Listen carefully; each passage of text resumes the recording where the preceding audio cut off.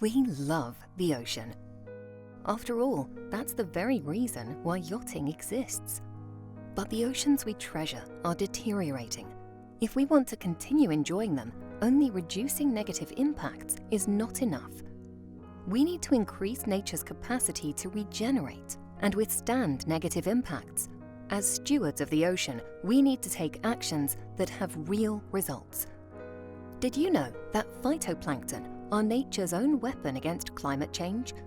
Small but mighty, these tiny plants create as much oxygen as all forests and grasslands combined. Importantly, they absorb huge amounts of carbon, making them a crucial ally in our fight against climate change.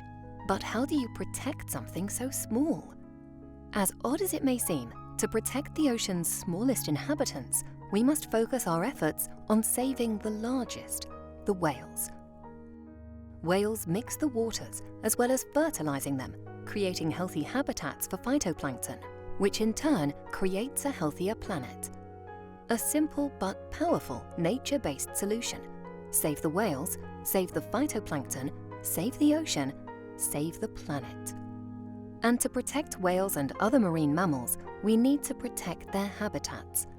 Enter the Important Marine Mammal Areas program, a program of the IUCN Task Force on Marine Mammal Protected Areas. It brings together the top scientists to identify areas of the ocean which matter the most to the marine mammals that live there.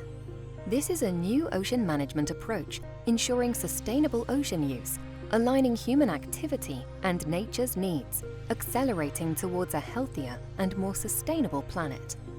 Already, over 150 important marine mammal areas have been identified, mostly in the Southern Hemisphere.